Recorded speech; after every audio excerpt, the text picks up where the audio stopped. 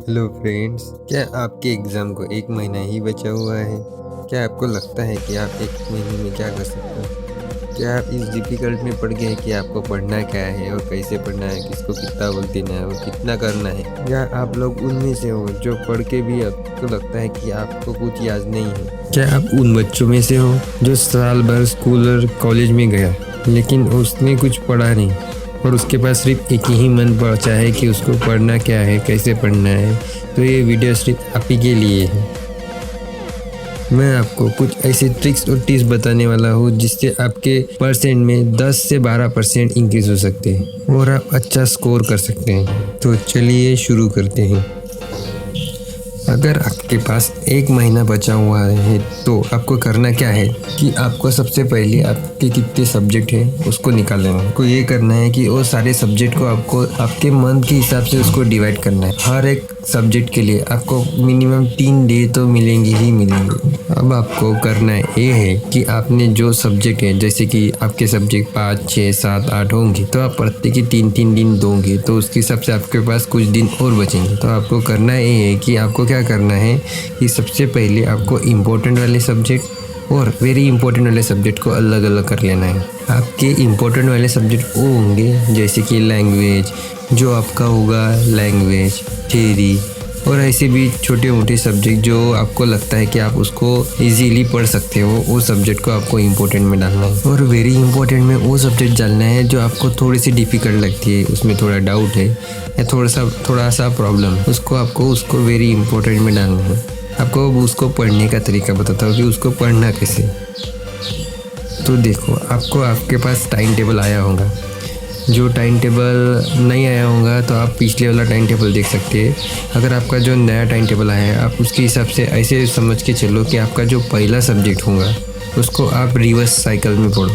मतलब ऐसे कि जो आपका लास्ट सब्जेक्ट है उसको आप पहले पढ़ो, उसके बाद सेकंड लास्ट, उसके बाद थर्ड लास्ट, ऐसे करते करते आप पढ़ना चालू करो। उसमें आपको हर इसमें 3-3 दिन दिए, उसको 3-3 दिन के हिसाब से डिवाइड करो। हाँ, और एक बात, जो आपका इम्पोर्टेंट वाला सब्जेक्ट है उसको आपको 3 दिन देने ही। जो आपने वेरी इंपॉर्टेंट में सब्जेक्ट डाले हैं तो आपके कुछ महीने में से कुछ दिन ज़्यादा बचेंगे। तो आपको करना है कि उसमें का 1-2 दिन जो ज़्यादा बचेंगे वो आपको उसमें ट्रांसफ़र कर देना है, जो आपका वेरी इंपॉर्टेंट वाला सब्जेक्ट है वो वाले। अब आपके पास पूरे महीने भर का शेड्यूल आ जाएगा जिसे आपको फॉलो करते रहना है। अब आपको वो सब्जेक्ट कैसे पढ़ना है, कितना पढ़ना है और उसको कितना टाइम देना है वो बताता हूँ। ये समझ लो कि आपने कोई एक थ्योरी सब्जेक्ट लिया जिसका पेपर सबसे लास्ट है और वो ज़्यादा इम्पोर्टेंट नहीं है, तो आपको उसको करना ऐसा है कि आपको क्या करना है कि अपने 3 दिन के हिसाब से उसका शेड्यूल तैयार करना है। सबसे पहले आपको करना है कि आपको पहले दिन उसको सिर्फ पढ़ना है। 1 बार पढ़ना है, 2 बार पढ़ना है, 3 बार पढ़ना है। ऐसे ज़रूरी नहीं है कि आपको उसको एक के बाद पढ़ना है, ऐसा नहीं करना है। आपको करना ये है कि आपको उसको 1 बार पूरा पढ़ लेना है, उसमें आपको 1 घंटे का रेस्ट करना है, फिर और बाद पढ़ना है, फिर 1 घंटे का रेस्ट देना है। आपको इसे पढ़ना ऐसे है कि आप अगर सुबह उठते होंगे तो अच्छी बात है, नहीं उठते होंगे तो भी अच्छी बात है, उसका कुछ प्रॉब्लम नहीं है। आपको जब आप करो तो आपको ईमानदारी से उसको 1 या 2 घंटे देना है। मतलब आप उसको ऐसे समझ के चलो कि आपको 1 या 2 चैप्टर हो जाएंगे तब तक, तो आप उसको ऐसे समझ के चल सकते हो। आपको हर 1-2 घंटे बाद या 3 घंटे बाद आप उसको पढ़ सकते हो। जैसे कि आपने एक सुबह का शेड्यूल बना लिया, एक दोपहर का बना लिया, एक शाम का बना लिया, तो आपको वो सब ईजी जाएगा। इसको आपको सिर्फ पढ़ना है, उसको लर्न नहीं करना। फिर आप आएंगे दूसरे दिन पे। दूसरे दिन आपको करना है कि आपने जितना पढ़ा है उसको एक बार रिवाइज करना है और उसको याद करना है कि आपको कितना पता है। फिर उससे आपको ये पता चलेगा कि आपको किस में डाउट आ रहा है और किस में नहीं।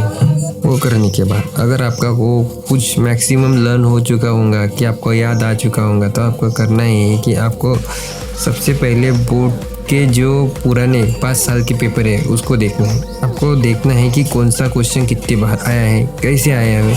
आपके पास तो मोबाइल तो होगा ही, या मोबाइल हर सबके पास है, होगा ही ज़रूर। इससे क्या होगा कि आपको एक आइडिया लग जाएगा कि आपको कौन से पेपर में कौन सा क्वेश्चन कितनी बार पूछा है और उसको कैसे लिखना है और उसके स्टेप क्या है, ये आपको एक आइडिया एस्टिमेट लग जाएगा कि आपको इस तरह पढ़ना है।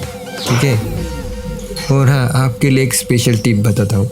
अगर आपको कुछ गाने पसंद होंगे, किसी का एक गाना पसंद होगा, किसी के 10 गाने पसंद होंगे, तो आपको करना है क्या, जब आप लर्न करते हो तो आपको कोई डिस्टर्बेंस क्रिएट होता है।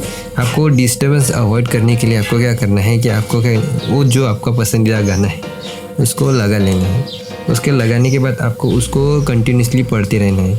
इससे होगा क्या कि जब आप पेपर सॉल्व करेंगे तो आपके दिमाग में एक ही गाना गुनेगा। तब आपको, इससे आपको होगा एक क्या कि जब आप एक गाना सुनोगे तो वो गाना आप पेपर के समय याद करोगे। तो याद करोगे, जब आप एक पर्टिकुलर क्वेश्चन सॉल्व करोगे तो आपको वो गाना याद आएगा। उस गाने के याद आने के बाद आपको पता चलेगा कि आपने इस समय क्या पढ़ा था, कौन सी लाइन पढ़ी थी। इससे आपको जल्दी याद आ जाएगा कि आपने कौन सा क्या किया था करके। इससे आपको लिखने में और याद करने में आसानी हो सकती है। आपको एक गाना हर पेपर के लिए यूज़ नहीं करना है। आपको जैसे जितने पेपर है उसके हिसाब से आपको अलग अलग गाना चूज़ करना है। जो आपको पसंद हो वही गाना चूज़ करना जो आप उस पेपर को देना चाहते हो। उससे आप मेंटली भी स्ट्रांग रहेंगे और आपको उससे ज़्यादा पढ़ने की थोड़ी दिक्कत भी नहीं आएंगी, क्योंकि आपको सुनाई भी देगा और आप पढ़ोगे भी। ये सब होने के बाद आपके पास आएगा तीसरा दिन। आपको तीसरे दिन करना ये है कि सबसे पहले आपको जो तीसरा दिन आएगा उसमें करना है कि आपने जो समरी बनाई है, जो आपने क्वेश्चन पेपर निकाले, उसमें कि जो क्वेश्चन इंपॉर्टेंट वाले या वेरी इंपॉर्टेंट वाले या कुछ क्वेश्चन ऐसे जो कभी कभी आते, तो आपको उसको करना ऐसे है कि आपको उसको सबसे पहले उसको पढ़ना है और उसको याद करना है। याद करने के बाद आपको उसको लिखना है एक पेपर पे और आपको घड़ी आपके सामने रखनी है। आपको देखना है कि आपको वो एक क्वेश्चन लिखने में कितना समय लगता है। आपको अगर एक क्वेश्चन लिखने को अगर 5 मिनट लग रहे होंगे तो आपको उसको 3 मिनट में फिनिश करना होगा, क्योंकि अगर आपके जो 2 मिनट बचेंगे जो आपको याद आएगा एक्स्ट्रा क्वेश्चन या एक्स्ट्रा आंसर, तो आप उसमें लिखेंगे तो वो आपको करेक्ट करने के लिए आसानी होगी और आपका क्वेश्चन और भी बड़ा हो जाएगा। आपको ये सब हर पेपर को सॉल्व करना है, हर तरीके के पेपर को सॉल्व करना है। आपके पास कम से कम 5 से 6 पेपर जमा हुए होंगे। आपको हर पेपर को हर बार सॉल्व करना है और चेक करना है कि आपने जो लिखा है वो करेक्ट है कि नहीं। अगर आपको कोई प्रॉब्लम आ रही होगी, कहाँ प्रॉब्लम आ रही है, तो आपको सबसे पहले पता चलेगा कि आप यहाँ पे रुक चुके हैं। आपको कौन सा क्वेश्चन पढ़ना है और कौन सा नहीं। आपसे एक एस्टीमेट लगेगा कि आपके पेपर में ये क्वेश्चन आया तो आप इसको कैसे सॉल्व कर सकते हैं। ये सब होने के बाद आपको थोड़ा देर रेस्ट करना है। आपको कुछ समय के लिए बाहर घूम के आना है, जिससे आपका माइंड फ्रेश हो जाएगा। जिस दिन आपका पहला पेपर हो उस दिन का एक दिन आपको छोड़ देना है। आपको उस दिन सिर्फ याद करना है कि आपने जो पेपर पढ़ा है। जैसे कि आपने का पहला पेपर आपके ये 2-3 दिन पहले ही पढ़ा है, तो आपको क्या करना है, जो लास्ट दिन है तो आपको उस दिन फ्रेश होना है, अच्छी नींद लेना है। क्योंकि आप अच्छी नींद लोगे तो ही आपका पेपर अच्छा लिख पाओगे। नहीं तो उससे क्या होगा, अगर आप नींद नहीं लोगे तो उससे आपका पेपर में कुछ प्रॉब्लम ही आ सकती है। और हाँ, जिस दिन आपका पेपर हो उस दिन का बाद आपने पेपर कर लिया पूरा, तो आपको क्या करना है, पेपर हो जाने के बाद आपको घर जाना है और अच्छी सी एक नींद लेनी है। फिर उसके बाद नेक्स्ट सब्जेक्ट की पढ़ाई करनी है। इससे आपको नेक्स्ट सब्जेक्ट पढ़ने में आसानी हो सकती है। अगर आपको क्वेश्चन पेपर कैसे सॉल्व करना है, उसको कैसे लिखना है और उसमें आपको कितने क्वेश्चन को कितना टाइम देना है, कितना लिखना है और कैसे लिखना है, ये जानने के लिए आप हमारे नेक्स्ट वीडियो को देख सकते हैं। वो वीडियो कुछ ही समय में आने वाला है, आप उसको ज़रूर देखिए। धन्यवाद।